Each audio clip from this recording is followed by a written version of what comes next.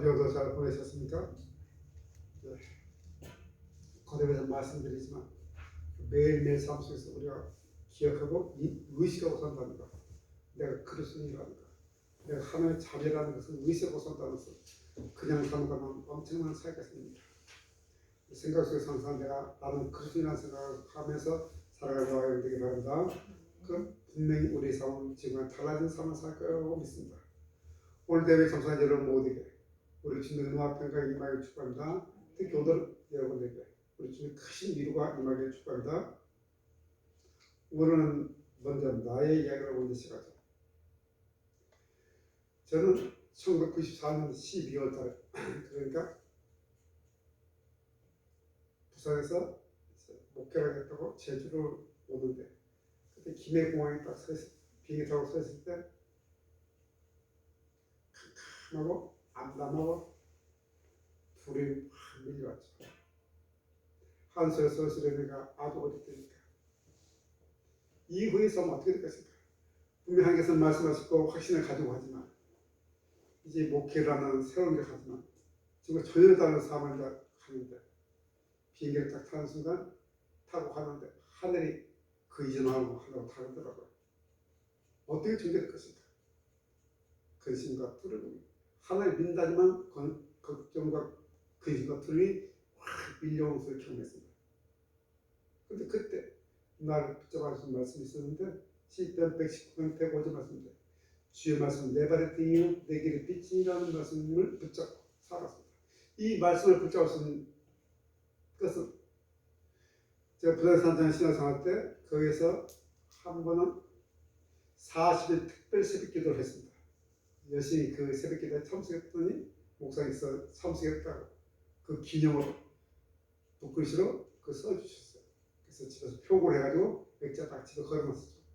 그래서 그 말씀을 나에게 얼마나 큰 위로가 되는지 캄캄한데 그 말씀을 붙잡고 그래 주께서 나와 함께 하시고 내게 인도하실 거라는 그 말씀을 붙잡고 그것을 넘어온 것이 기억나요. 오늘 성경 이야기가 바로 그런 얘기죠.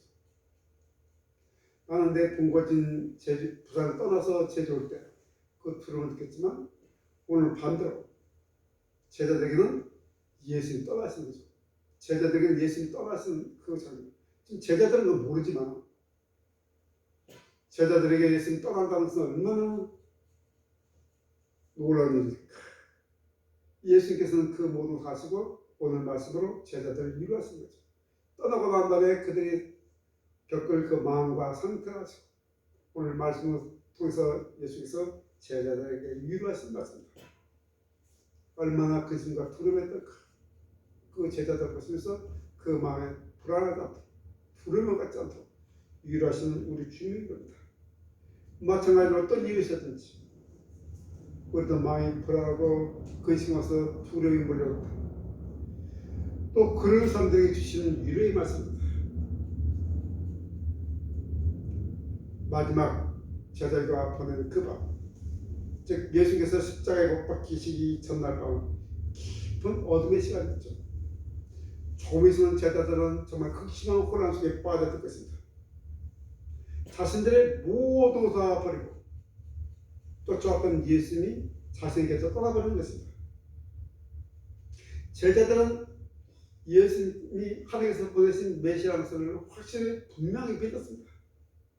그러나 제자들이 생각한 메시아는 강력한 정복자요 영웅이요 통치하는 왕이었습니다. 지금부터 일주일 전에 제자들과 예수님 함께 예루살렘 수도에 도는 게 어떤 일이 벌어졌습니까? 수많은 사람들이 종명함 가지고 호산나 다윗의 자손 하면서 막 찬양하고 경배했습니다. 그런 모습 봤을 때 제자들 마음속으로 어떻게 했습니까? 희망으로 부풀었을 것입니다. 그런데 그 희망도 얼마 가지 않고 이제 예수께서 자신을 떠나버린 것입니다. 모든 걸 다 버리고 여기까지 왔는데 훌쩍 떠나버리신 예수님. 더구나 환경이 어떻습니까? 언제든지 자신들 공격 오는 홀수는 그 적들이 가득 차 있는 환경 속에 내버려두고 예수님 떠나버리신 겁니다. 그것도 허망하게 죽으시는 것입니다.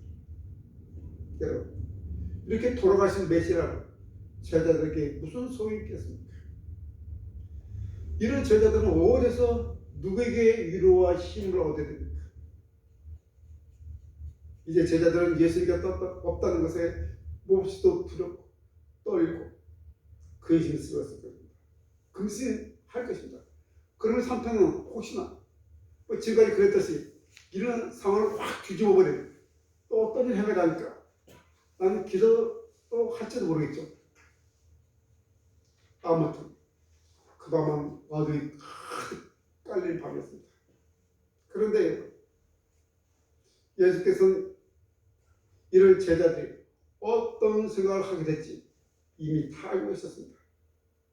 제자들의 마음이 어떨지를 이미 알고 계셨던 사실입니다. 그리고 이 밤이 지나면 제자들도 다 뿔뿔이 다 흩어져 버릴 것을, 흩어져 버림을 당할 것을 알고 계셨습니다. 지금 예수님 자신도 지금 십자가라는 그죠? 큰 무게 앞에 있는 상황임에도 불구하고 예수는 자신보다 제자들을 더 생각하셨습니다. 조금 있으면 공포와 두려움을 가지고 흩어져 버릴 제자들을 위로하시는 예수님이 있습니다. 그 예수님이 제자들에게 뭐라고 말씀하십니까? 1절에 보니까 너희는 마음에 근심하지 말라. 하나님을 믿으니 또 나를 믿으라고 말씀하십니다. 조금 있으면 이 밤이 지나가면 모두 흩어져 버려 근심과 두려움 속에 쌓여있을 그 제자들에게 너희는 근심하지 마라. 너희가 하나님을 믿으니 또 나를 믿으라. 이렇게 말씀하시면 제자들에게 위로를 주십니다. 지금 이 시대도 살펴보면 정말 캄캄한 밤 같습니다. 칠같이 어두운 밤같이 살아가는 이 시대 우리들에게도 하나님께서는 이 말씀으로 우리를 위로하십니다. 근심하지 마라. 하나님을 믿으니 또 나를 믿어라. 우리들에게도 동일하게 위로하시는 하나님의 말씀입니다. 그래서 오늘 말씀을 듣고 혹시 지금 어떤 두려움과 근심에 쌓이고 이런 분이라면 오늘 예수 위로를 들으시고 힘을 얻고 다시금 용기를 내는 여러분에게 바랍니다. 예수님 주신 위로를 받아서 그런 슬픔과 두려움에서 빠져나오시기를 기도한다. 그렇지만 이 예수님 말씀이 어떻게 우리에게 위로가 됩니까? 첫째로 이 예수님이 우리와 함께 하실 때입니다. 다시 한번 1절 읽어주시겠습니까? 1절 읽습니다. 시작. 너희는 마음에 근심하지 말라. 하나님을 믿으니 또 나를 믿으라. 그렇습니다. 예수님께서 말씀하십니다. 너희는 마음에 근심하지 마라. 왜요? 너희가 하나님을 믿으니 또 나를 믿으라 이렇게 말합니다. 여러분 유대인들은 말입니다. 눈에 보여 하나님 눈에 보이지 않지만 하나님을 절대적으로 신뢰하는 민족입니다. 그리고 하나님은 언제나 자신들과 함께했다는 사실을 믿고 있는 민족입니다. 제자들도 마찬가지입니다. 그들의 역사 자체가 하나님께서 인도하시고 보호하심을 받는 역사죠. 그래서 그들은 눈에 보이지 않지만 하나님을 절대적으로 믿고 신뢰했습니다.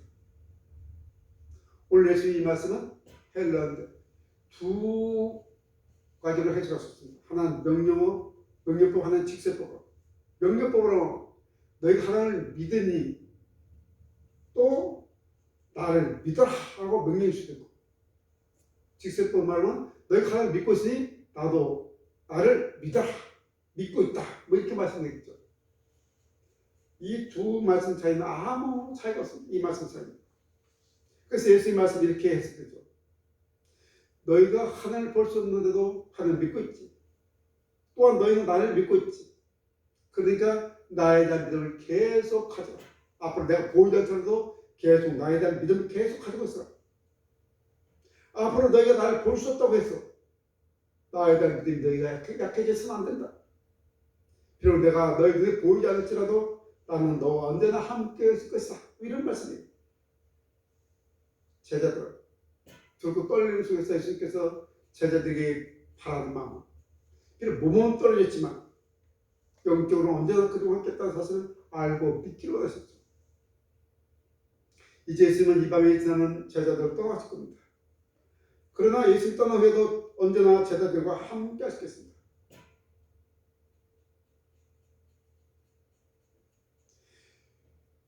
유대인들 역사에서 하나님 언제나 함께 하신다고 계속 역사하셨습니다. 신명기에 이렇게 말했죠. 너희는 마음을 강하게 하고 담대하여 너희는 두려워하지 말라. 그들을 두려워하지 말라. 그들 앞에서 떨지 말라. 이는 내 하나님 여호와가 그가 너희와 함께 행하실 것입니다. 반드시 너를 떠나지 않으시며 버리지 않으시리라고 구약성경 곳곳에 기록되어 있습니다. 금방 읽던 신명기 말씀은 여호수아가 이제 가나안 땅에 들어가기 직전에 하신 말씀이지만 곳곳에 그렇게 들고 떨리는 환경 속에서 하나님 말씀하십니다. 여호와 그가 행하실 것이다. 너는 두려워하지 말라. 이것이 바로 하나님께서 이스라엘 백성들에게 하신 말씀이었습니다. 그래서 그들은 그 말씀을 붙잡고 앞으로 나갔습니다. 마찬가지로 예수님께서도 이제 제자들이 예수님이 보이지 않더라도 예수님 자신을 신뢰하라고 예수님께서 제자들에게 말씀하시고 권면하시겠습니다. 내가 비록 너희를 떠나겠으나 그러나 그래서 너희 눈에 내가 보이지 않을지라도 너희가 하나님을 믿듯이 나를 계속 믿어라. 우리가 지난해 다니엘 기도회 때 드렸던 말씀을 혹시 생각하셨습니까? 그 히브리서 교수를 있는 그죠? 그 강사가 있어. 믿는다는 것은 끝까지 버티고 끝까지 견디는 것. 마지막까지 견디는 것이 믿음이라는 말 들었죠. 믿음은 계속 믿는 것입니다.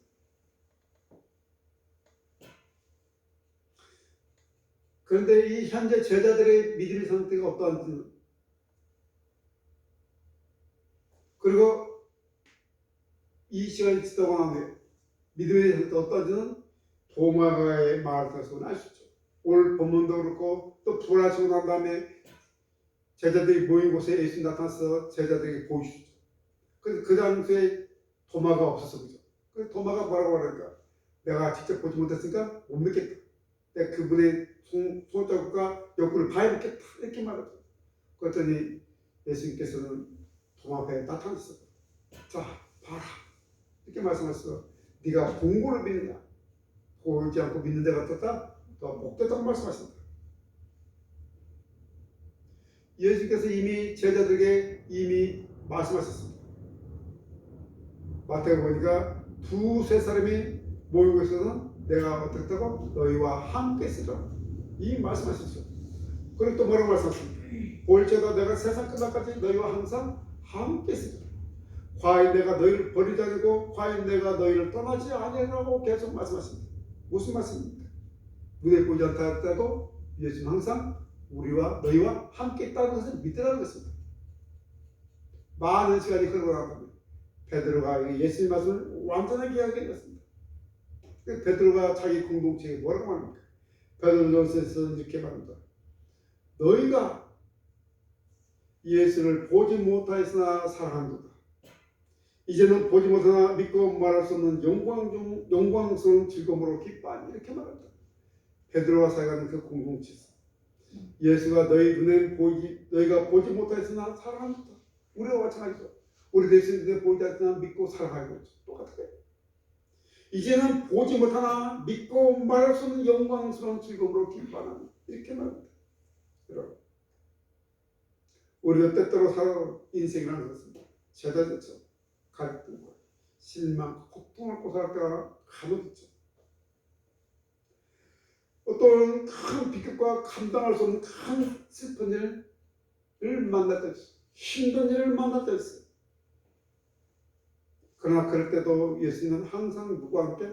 우리와 함께 계시는 사실 믿으시는 여러분들이 바랍니다. 항상 여러분들과 함께 하십니다. 그러니까 어떤 불안이나 어떤 두려움이나 어떤 근심이 다가올지라도 예수님께서 함께 계시는 사실을 기억하고 믿으시는 여러분들이 바랍니다.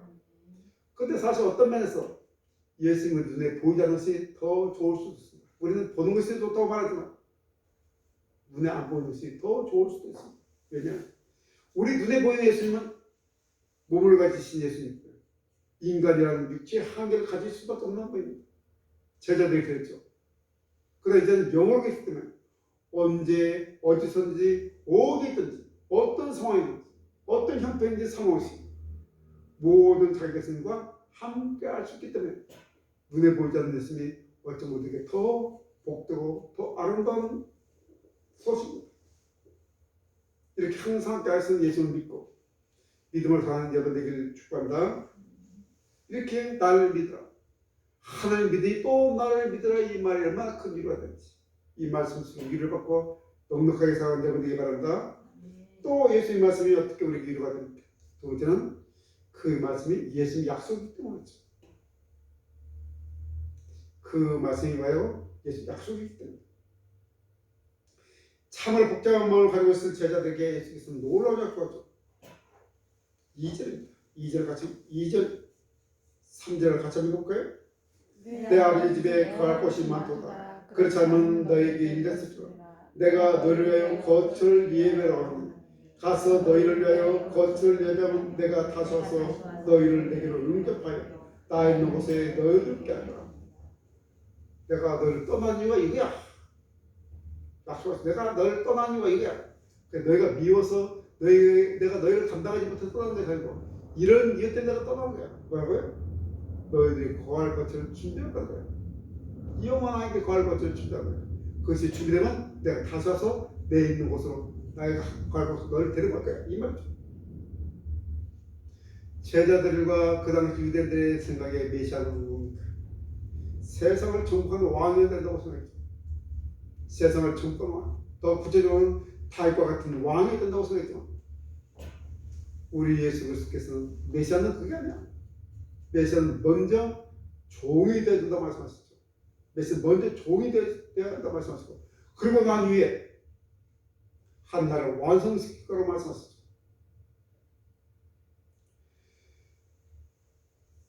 예수님과 함께 천국에 살 소망을 가지고 있는 사람, 그 소망은 절대 잘못된 것이 아니죠. 영원한 나라에서, 영원히 다스리는 그 나라에서 왕 밑에서 복되게 살겠다고 갖는 소망은 절대 잘못된 것이 아니에요. 이런 제자들의 소망이 결코 헛된 소망이 아님을 예수께서는 제자들에게 알려주신 것입니다. 지금 당장 눈앞에 나타나지 않는다고 해서 그것이 사라지지 않는 것입니다. 우리 주님의 날은 영원한 날이고 지금 그것을 완성시키러 간다고 말씀하고 계시죠. 주님의 나라는 이 땅에 이루어지는 것이 아니기 때문에 제자들과 유대인들이 착각했던 거죠. 눈에 보이는 것으로 그의 나라가 완성된다고 생각했기 때문에. 그런데 제자들의 완전한 소망은 예수님이 떠나셔야만 그것이 이루어지는 소망이죠. 여러분, 예수께서는 제자들을 버리기 위해서 떠나시는 것이 아닙니다. 제자들을 위해서 준비하시기 위해서 떠난다는 사실이에요. 여러분, 성경에는 천국을 여러 가지 이름으로 표현하고 있죠. 하나님의 나라가 표현된 것은 그 나라의 광대한, 얼마나 넓고 얼마나 광대한지 그것을 강조해서는 하나님 나라가 표현되고 있죠. 또 어떤 것은 왕국이라고 표현되고 있죠. 나의 왕국은 천국의 구조와 질서를 말해주는 거죠. 또 어떤 것은 낙원이라고 표현되고 있죠. 천국이 얼마나 아름다운지 아름다움을 강조해서 낙원이라고 표현되고 있죠. 오늘 천국 뭐라고 표현되고 있습니까? 예수는 내 아버지 집으로 표현하고 있죠. 오늘 예수는 제자들에게 천국을 내 아버지 집으로 표현하고 있어요. 그래요. 천국은 아버지 집과 같은 것이에요. 아버지 집은 아버지 집이에요. 그와 동시에 나의 집이에요. 천국도 마찬가지죠. 천국은 하나님 아버지 집이에요. 그리고 동시에 나의 집이에요. 여러분, 천국은 우리 아버지 집이에요. 우리가 그곳에서 손님으로 지내는 것이 아니라 주인으로서 그곳에 거할 거예요. 그래서 천국은 우리가 편히 안락하게 거할 수 있는 바로 그런 안락한 집이에요. 여러분, 예수님 당시의 문화를 보면 어떤 집에 아들이 결혼하면 떠나는 것이 아니고 그 아버지 주변에 그 아들 위해서 집을 하나 지어줘요. 그래서 함께 살아요. 그리고 또 다른 아들이 결혼하면 마찬가지로 그 집에 또 다른 집을 지어요. 그래서 여러 세대가 모여서 함께 사는 것이 그 당시 유대인들의 문화예요. 예수께서는 제자들에게 이런 식으로 지금 천국을 준비하기 때문에 하나님 아버지 집에 함께 사는 구도를 그리는 거예요. 그래서 천국은 하나님과 친밀하게 교제하는 장소죠. 장소적인 것도 있지만 더 중요한 것은 아버지라는 그 언어와 같이 천국 하나님과 친밀하게 교제하는 것인 거죠. 그래서 요한계시록에 보니까 뭐라고 했습니까? 또 내가 하나님이 그들과 함께 계시니 그들은 하나님의 백성이 되고 하나님은 친히 그들과 함께 계셔서 이렇게 말씀하고 있죠. 하나님 함께 있는 것이 천국이죠. 하나님과 함께 교제하며 사는 것이 천국이라는 사실입니다. 계속해서 말씀하시죠. 요한계시록 21장 4절에는 모든 눈물을 그 눈에서 닦아주시니 다시는 사망의 고아에 통한 것이나 곡하는 것이나 아픈 것이 다시는 있지 아니하리니 처음 것들이 다 지나갔습니다. 그곳에서는 하나님 아버지께서 집에서 자녀들에게 나는 상처와 눈물을 닦아주시고 싸매주시고 회복시켜 주시는 곳이 바로 그곳이죠. 그리고 자녀들의 모든 피를 다 채워주시죠. 그 아버지 집에는 부정한 것이 없고 어떤 나쁜 감정이 하나도 없죠. 또 천국은 평안할 정도로 너무도 영광스럽고 너무도 아름다운 곳이죠. 우리 한번 생각해보세요. 이 모든 천지 만물을 하나님께서 만드실 때 아마 며칠 걸리셨죠? 6일 만에 만드셨습니다. 그래서 예수께서 전부 준비로 갔으니까 2000년이 훌쩍 넘으셨어요. 6일 만에도 이 놀라운 천지를 만든 하나님께서 2000년 넘게 준비하신 곳이 뭐예요? 천국이에요. 앞으로 우리가 살 때 얼마나 아름다울지 상상해 보셨습니까? 가슴이 벅차오르지 않습니까? 그것을 전능하신 하나님 아버지께서 2000년 넘게 저와 여러분의 거처를 준비하고 있습니다. 그래서 예수께서는 상실과 감과 두려움에 빠질 제자들에게 앞으로 그곳에 떨고 있을 제자들에게 나를 믿도록 하시면서 내가 너희 거처가 준비되면 내가 다시 너희를 데려오겠다고 약속해 주시는 거예요. 제자들에게 이 예수의 약속이 있으니까 지금 힘들고 어렵고 불안하게 오겠지만 그들이 위로가 되고 힘이 된다는 사실. 여러분 마찬가지. 비록 그날이 언제인지 아셨지만 예수님께서는 반드시 약속대로 돌아오실 것을 우리는 확실하고 믿고 있어요. 예수께서 다시 살아나시 확실하다 것처럼 다시 오신 것도 확실하다는 사실. 그리고 그날 예수께서 우리들 자신이 직접 준비하신 천국을 데려갈 거예요. 사람들 말로 지금 무슨 시대로 말세야 말세. 말세란 말은 무슨 말일까? 세상 끝이라는 거죠. 세상 끝이란 예수께서 다시 올 시간이라고 말하죠. 사람들도 알아봐요. 말세야 말세야 그런 것 같아요. 이 세대가 예수님 다시 오실 시간이 됐다고 하는 생각이 들었죠. 어쩌면 오늘일지도 몰라요. 그러나 오늘이 아닐지라도 우리는 언젠가는 약속대로 반드시 다시 오시는 것을 알고 있어요. 이런 예수님 약속이 있으니 우리에게도 참 큰 소망이 되고 위로가 되는 사실입니다. 예수님 말씀을 통해서 위로를 받으신 여러분 되기 바랍니다. 또 이 예수님 말씀이 어떻게 우리에게 위로됩니까? 셋째로 위로가 되는 것은 바로 예수님 그 자체 인격 때문이죠. 그 말씀하신 분이 누구이기 때문에 예수님이기 때문에 우리에게 위로가 되는 거죠. 말하는 마다 지키지 않고 거짓말하는 사람 말 그 사람 인격을 믿을 수 있습니까? 그 아무리 좋은 약속을 믿을 수 있습니까? 믿을 수 없죠. 우리 예수님께서 하신 말씀은 그분 자체가 하신 말씀은 그분을 믿을 수 있기 때문에 어떤 말씀이라도 믿을 수가 있죠. 예수님 인격 때문에 이것이 우리에게 위로가 되고 소망이 된다 사실입니다. 제자들이 지금 이 말을 듣을 때 어떻게 생각하고 있습니까? 도마는 상당히 솔직한가 봐요. 도마가 이 말 듣고 다른 제자들은 그냥 먹어가겠는데 도마가 자기 생각을 솔직하게 말합니다. 5절입니다. 한번 읽어주시겠습니까? 도마가 이르되 주여 주께서 어디로 가시는지 우리가 알지 못하거늘 그 길을 어찌 알겠사옵니까? 도통 모르겠습니다. 정말 솔직한 말이에요. 도통 모르겠습니다. 지금 주께서 가신다는 것도 모르겠고 또 오신다는 것도 모르겠고 어디로 가는지도 모르겠고 아무것도 모르겠는데요. 난감합니다. 뭔가 주님 말씀하시니까 뭔가 확실하게 안 하시는데 나 그거 도저히 모르겠어요. 이 말은 참 도마는 믿음으로 도마를 우려야 되죠. 막 야단하지만 참 도마의 솔직성이 참 부럽습니다. 아무도 우리 눈치 보면서 말도 안 하는데 솔직한 주님 앞에 솔직한 참 부러워.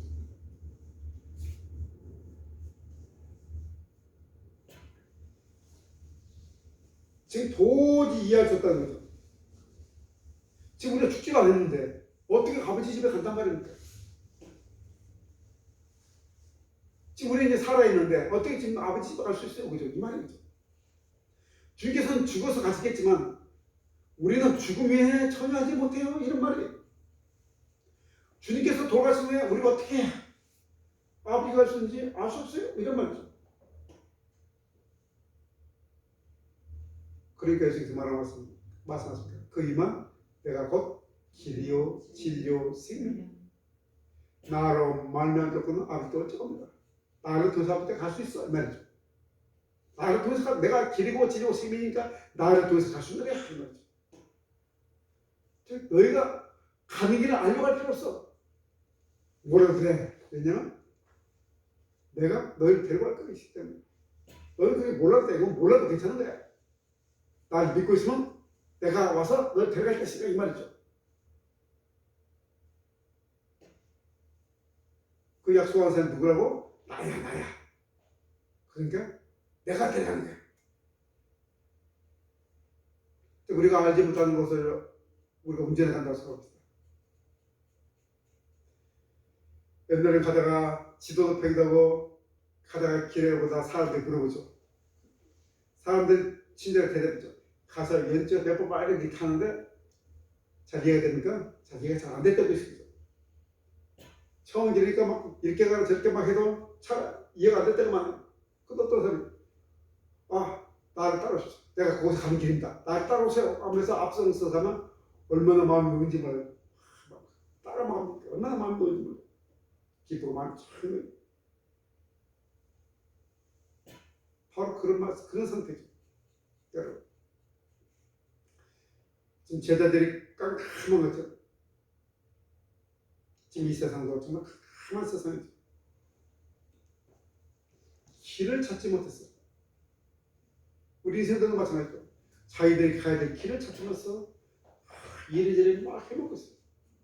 어떻게 말하면 미러 속을 헤매는 것 같아요. 해먹고 있어요. 핑계 돌고 있어요. 출구를 찾지 못해가지고 그런 세대죠. 길을 찾지 못해 미러 속을 막 헤매면서 이것이 길이야 막 다니지만 결국은 목적지에 도착하지 못하고 있는 이런 세대죠.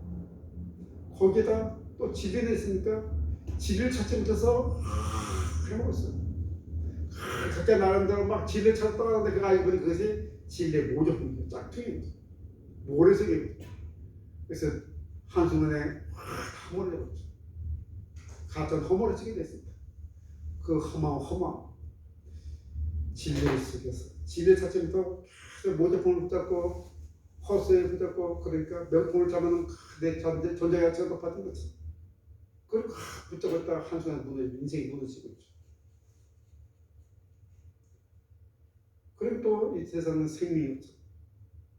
생명이 없으니까 성장하지 못해요. 잘하지 못하는 거예요. 이 세상은 벌써 잘하지 못해요. 원래 그냥 육체적으로 크기만 했지 그냥 어린아이 거죠. 그래서 신자가 정신분석에서는 성인아이라고 그러는데 오직 갓난아이 중심이 뭡니까? 오직 내 중심이죠. 오직 내 중심. 오직 태양이 지구를 돈다. 그 생각을 하는 거예요. 오직 나를 중심으로 세상이 움직여야 되는 거예요. 성경이 못해요. 그런 사람들이 세상에서 중립주의 있고 이러면 더 혼란스러운 거죠. 사람과 사람 관계에서도 오직 내 중심. 성장이 없으니까 생명이 없으니까 따사도 없어요. 뭐 배려하는 뭐 이런 게 없어요. 그게 당연히 혼란스럽고 또 혼란스럽고 가면 또 그 길이 아닌데도 또 가면 예식만데 또 아니야. 진짜로 붙잡았나 이게 가짜네. 뭐 이런 식으로 자꾸 그래서 마지막에 인생은 험하고 헛된 인생 헛된 거야. 결국 내가 깨달은 인생 헛된 거야라고 말할 수 없는 인생이죠. 그런데 오늘 내가 곧 길이고 진리고 생명이라고 말하고 계신 분이 있지 않습니까? 내가 곧 길이야. 내가 곧 진리야. 내가 곧 생명이라고 말씀하신 분이 오늘 여기 계시지 않습니까? 우리 이 혼란스러운 인생, 이 혼란스러운 세상을 정리할 수 있는 분이 바로 나야 라고 말씀한 분이 계시지 않습니까? 그 여러분 예수님이지 않습니까? 여러분 예수님 모든 인간들의 필요한 모든 것 모든 인간들이 필요한 모든 것이 바로 우리 예수님의 사실. 모든 사람이 원하는 그 길이 예수님. 모든 사람이 원하는 그 진리가 바로 자체가 예수님. 모든 사람이 원하는 그 생명 자체가 바로 예수님. 처음 사람 아담에게 잃어버렸던 그 모든 것이 우리 예수님 안에 다 있습니다. 하나님께서 모든 계획 가운데 가장 아름답게 만드는 그 인간 형상, 우리 원판, 잃어버렸던 그 원판, 그 모든 것이 예수님 안에 담겨있다는 사실. 그 예수님께서 뭐라고 하십니까? 내가 그래서 바로 길이고 진리고 생명이야. 너희들의 모든 것, 인생의 모든 것이 나한테 있어. 그런데 영접하는 자, 곧 그를 믿는 자들에게는 하나님의 자녀가 되는 권세를 줬습니다. 나를 믿으면 그 모든 걸 소유할 수 있는 거야. 이렇게 말씀하지 않습니까? 오늘 그분께서 말씀하십니다. 하나님을 믿으니 또 뭐야? 나를 믿어라. 내가 결단하고 너희를 버리지 않고 떠나지 않아. 이미 너와 나는 하나야. 내 안에는 모든 너희 거야. 이렇게 말씀하십니다.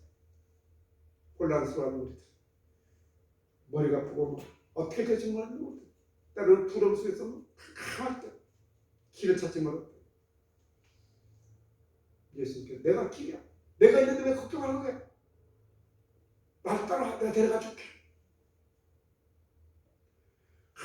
아무나도 진리가 뭔지 모르는데, 뭘 생각하는데, 왜 나를 걱정해? 내가 진짜 나 따라와. 내가 진짜 진리가 놓고 살려줄게. 진리가 무엇인지 보여줄게.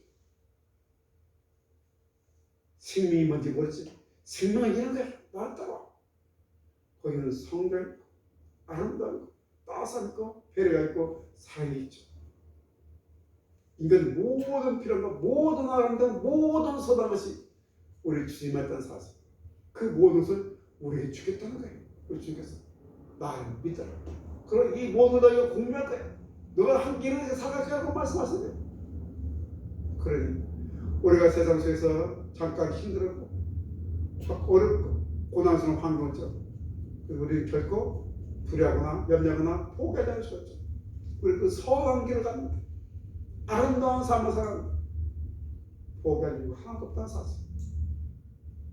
우리 그리고 힘들 때도 우리 중에서 언제나 우리 함께 할 수 있습니다. 참된 길을 제시해주고 참된 진리의 모습을 보여주시고 생명의 길을 제시하기 때문에 그 힘들기 어려운 길이지만 그 선하고 아름다운 길, 이 세상에 선한 영향을 끼치는 그 길이 우리 주님과 함께 가는 길이기 때문에 우리 주님 자체가 약속하셨던 그 약속이기 때문에 우리가 세상에서 그때 얻을 수 있는 가장 큰 일이고 가장 큰 위로한 사실.